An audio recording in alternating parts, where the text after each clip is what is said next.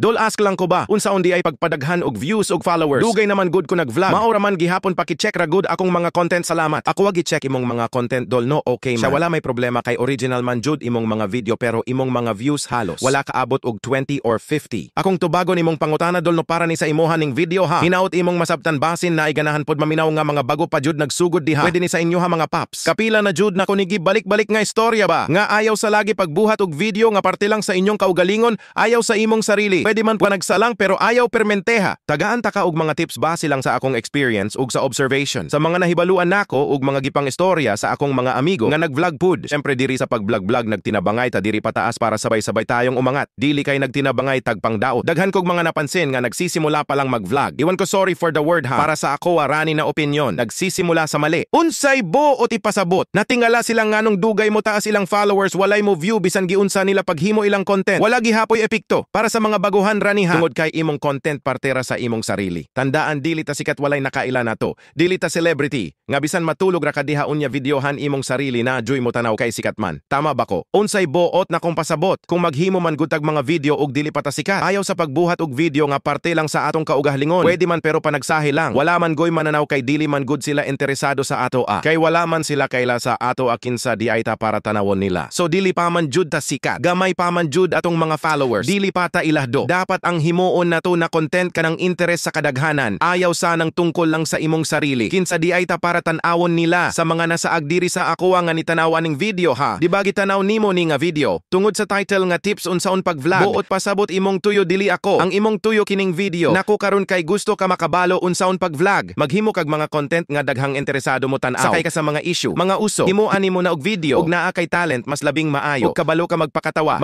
ka. Ug maayo ka mo sayaw ka. Ug kabalo ka mo gitara, mag-tutorial ka unsaon pag-gitara. Ug kabalo ka mo ayo og motor, mag-tutorial ka. Bisan unsa na video, basta ganahan mo tanaw. Ang mga tao tanawon jud na nila. Ayaw sa imong sarili unaha. Bisan ako gani. Maghimo kog mga video na about lang sa akong kaugalingon or akong pamilya. Wala ka ayoy mo tanaw. Sukad nga nagbuhat kog mga tips about sa pag-vlog. Kaloyan pud gamay. Naapoy manan-aw baya. Daghan pud mag-comment magpasalamat. Ang uban nag-send pag mga star. Maong salamat kaayo ninyo mga ma'am sirs. Kapag salig, dili baya ni content jud nako. Kay motovlog baya jud akong content. Maong nagtry ko ani na content. Kay naa na baya ko'y mga experience ani bisan bago rapud ko nagsugod. Natingala lang pud ko sa uban nakong mga video nga tips about vlogging. Daghan pud baya og views. Ug nag-like, comment ug nag-share. Maong gipadayon na lang jud nako ni na content. Mao nang ikaw ayaw sa pagpuko sa imong sarili. Parihas anang mo engon ka. Hi guys, na di ay ko karon sa balay. Hi guys, maligo nako. Paps, wala joy ganahan mo tanawan na naman galing pero imong friends ra sa Facebook pero dili tanan. Kining pag-vlog man good. Chamba-chambara. Maka-trending dayon bisan bag-o pa ka nagsugod. Parihas sa tong bata karon nga nag-vlog first upload pa lang ni click diretso iyang video. Daghang views ug followers. Maong swerte jud to niya. Maong ayaw ikumpara imong sarili sa uban kay dili ta parihas tanan. Dapat buhat jud tag entertainment na video. Mga high quality engaging content. Buhat kag video nga wala pa nabuhat sa uban para mutatak sa mga tao nga lahi ka sa uban.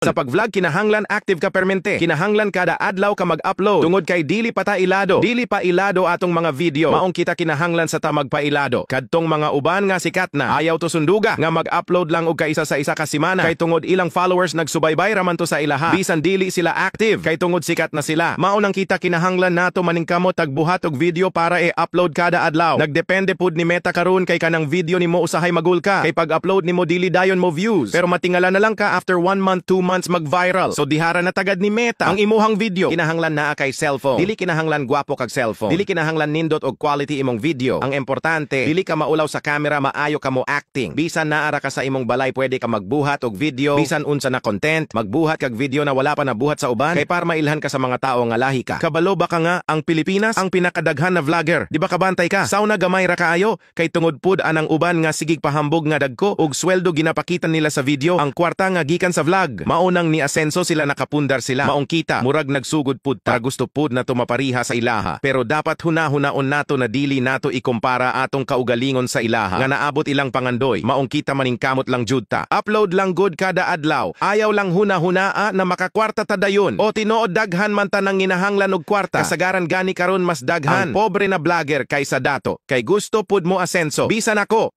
ikaw, sila. Gusto pud nato og kabag-uhan sa atong pamilya. Maong nakita magkugilang jud og upload kada adlaw. Huna-hunaa parihas raman ta tao aning kalibutana. Kay og nakaya nila. Kaya pud nato, basta salig lang jud sa kaugalingon ayaw pagpakawala sa paglaom og perme lang sangpit sa labawong makagagahom kay siya ra jud ang nakabalo sa tanan og unsay dagan sa atong kinabuhi, magampo lang jud ta kada adlaw, kana lang sa mga paps. Dili lang gihapon ko magdahom og naay mo tanaw ani pero bahala na basta importante makablog lang ta.